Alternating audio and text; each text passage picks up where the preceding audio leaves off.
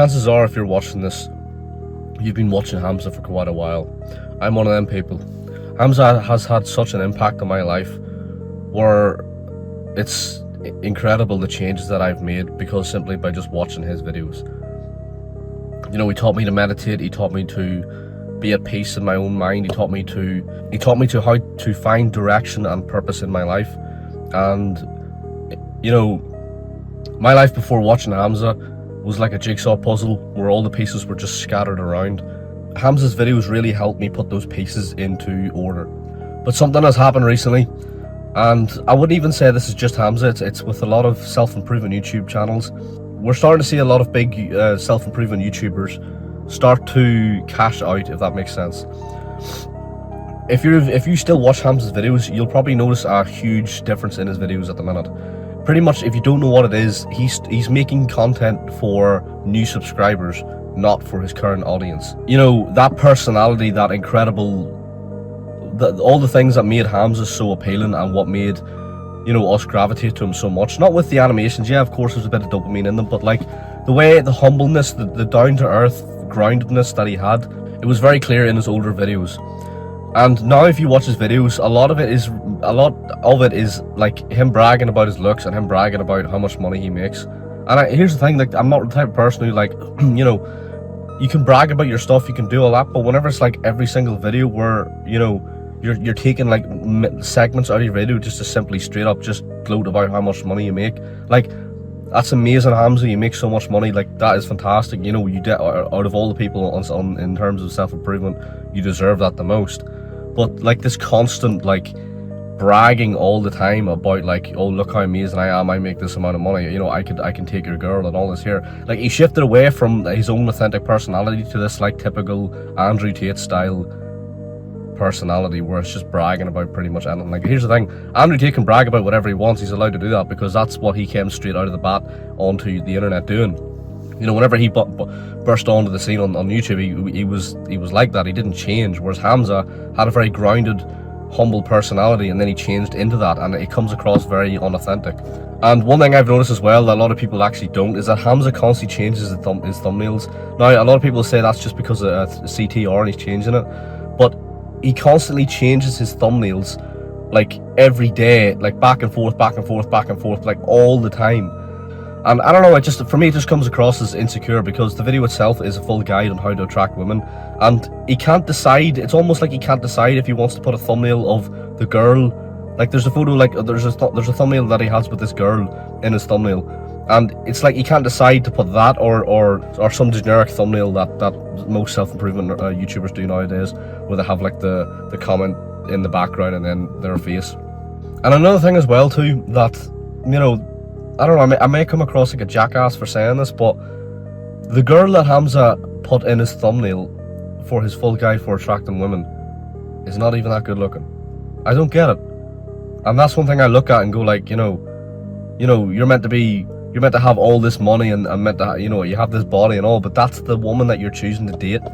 Not only that, but like, you know, he did a video there previously where he uploaded a video talking about these degenerate friends that he was hanging around with, and I don't know, like, it's just, that doesn't make any sense. It's like, how can you be a cult leader and you teach us all how to live life, but then you yourself make, you know, the type of person, you have a lot of money and, you know, a lot of status, but you're choosing to hang around with loaded degenerates who don't give a crap about you.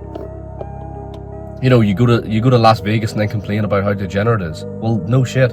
And, you know, in a way, it's like this isn't really his fault. You know, he's just kind of just figuring, he's sort of like stepping out into the world and just figuring shit out for himself now that he has the resources to do so. So it's like, I don't really blame the guy, you know, he's an amazing person, and, you know, a lot of people aren't great 100% of the time. Everyone does have drop-offs and dips, but the main purpose and the thing that we should take away from this video, and the thing that we should learn from this video, guys, for anyone who's watching this, is don't put your soul and your heart into just one person to follow. You know, if you have a mentor, go out and find a mentor. If you're blessed to have something like that in real life, then that's absolutely amazing. But it's, at the end of the day, it's your life and your own experiences. So take what other people say and put it in, and actually take action yourself. Okay? If you like the advice that people give, take it and apply it in your own life and see what the outcome is. It may not work for you. You may adapt it in a different way, you know, that's authentic towards you, but don't follow these people and listen to everything they say as gospel, because they will lead you astray. You know, we're watching, there's another one, First Man, who's starting to cash out now as well, where he's starting to rent a flat now for thousands of pounds for people. And to be fair, I actually think it's actually a really good idea. There's nothing wrong with that. He's just getting a lot of hate from a lot of people, where they're saying that he's just pretty much just cashing in on his audience. And I don't know, I haven't really done too much research on that myself to look at it, but you know, there is a trend at the minute where a lot of those big self-improvement YouTubers are just starting to just profit from their subscribers. Because at the end of the day, that's all they see you as. They see you as a number, they see you as a funnel, as a person to just funnel into their courses and to make money from. They don't really care about you. And they shouldn't. Why should they? The only person that should care about you is yourself. You know? If you want to join those courses, go ahead and do that to see what it's like for yourself. But if you'd rather save the money and go out and do your own thing, and you know, you can absolutely do that. You know, but a lot of manipulation tactics that these self-improvement YouTubers do is they will give you the fear of FOMO. They'll make you think that you're missing out for not buying their courses. So that's why they get so much money, because, you know, they're so good at conveying like the message of like, you know, if you don't buy my courses, you're never going to be able to hit those top heights. And that's just simply not true. I've been inside Hamza's courses before, inside his Adonis school. And simply it's just stuff that like you can get by just learning by yourself in real life, and just going out and dating women, and it's just through experience, and just obviously looking at getting it all off the internet, you know. So a big lesson to take away from this is go your own way. Stop following other people.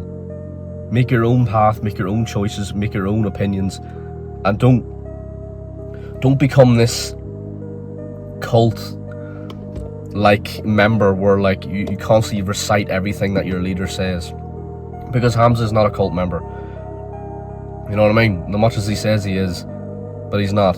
And the reason why he's not a cult member is because he simply hasn't really figured a lot of shit out in his own life yet. So let the man go out and live his life. Maybe in the future, fair enough, he could come back to YouTube and then be a lot more of a cult figure, because then he'd be a lot more wiser. But at the minute, the man is just figuring a lot of stuff out. So stop listening to these people, find your own path, and that's the only way you yourself will ever be able to fully achieve success. Because here's the thing, just before I end the video, you know, what could make you really happy in life is to be a bricklayer. Or one thing to make you really happy in life, you could be building something, or painting something, or driving something. It doesn't have to be something that is so unbelievably, you know, driving supercars and Lamborghinis. Of course, those are luxury things that you can end up maybe doing later on down the line. But just at the minute, find what makes you truly happy. Because those things that make you happy might not make the next person next door happy. That's what you need to really figure out for yourself. Don't waste your time looking back. We're not going that way.